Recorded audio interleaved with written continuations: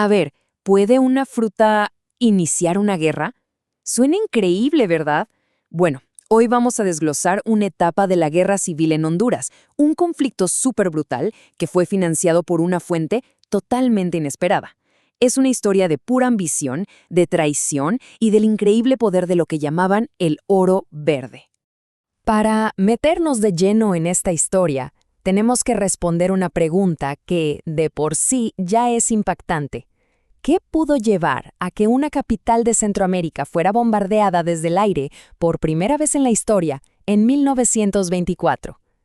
La respuesta, créanme, revela una trama súper compleja que mezcla el poder local con la ambición que venía de afuera.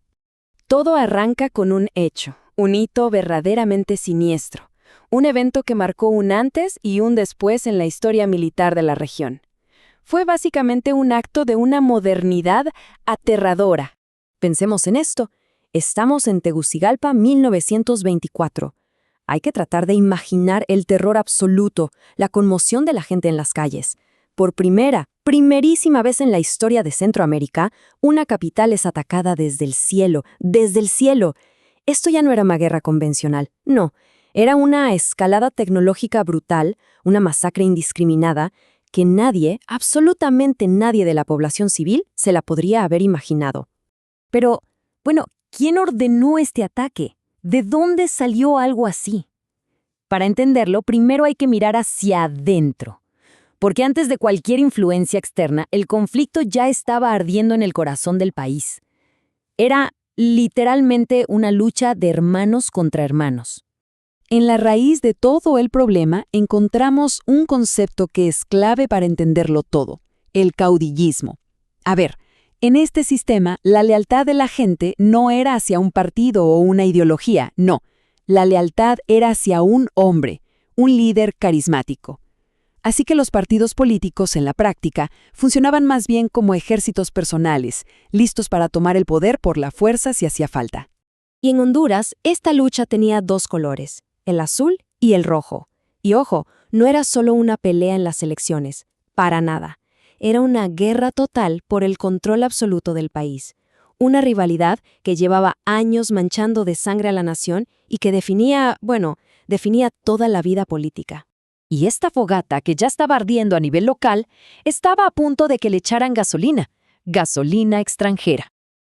El combustible de esta guerra no iba a ser el petróleo, sino algo mucho, mucho más común, el banano, el famoso oro verde. Y es aquí donde la mentalidad de las grandes corporaciones entra en juego, porque, a ver, cualquiera de nosotros vería una guerra civil como un riesgo enorme, ¿no? Pero las compañías bananeras extranjeras vieron algo muy distinto, una oportunidad de oro. Para ellas, un gobierno débil, un país dividido, era un gobierno fácil de manipular, perfecto para conseguir las mejores tierras y unas concesiones de impuestos que en otras circunstancias hubieran sido imposibles.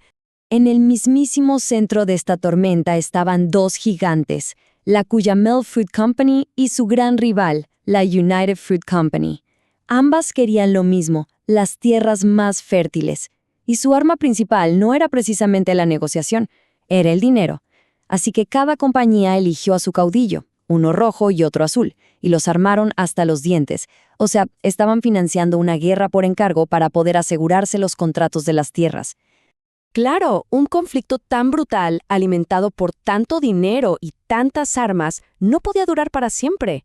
Pero el final no trajo una victoria para nadie, trajo una tragedia para todos.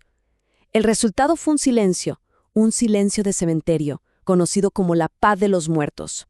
La escalada en 1924 fue rapidísima, vertiginosa. Primero, estalla la guerra civil entre azules y rojos, financiada desde afuera. Después, viene el bombardeo aéreo de la capital, un acto de terror sin precedentes. El caos es pero tan grande, que Estados Unidos interviene enviando un crucero, el USS Milwaukee, para imponer orden por la fuerza. El resultado final, un país devastado, agotado y listo para caer en manos de una dictadura. Al final, no hubo ningún acuerdo real, no hubo reconciliación. Lo único que quedó fue el silencio de un país completamente exhausto, donde la única paz que existía era la del cementerio. una paz impuesta sobre las ruinas de la guerra, una calma que no nació del entendimiento, sino del agotamiento total.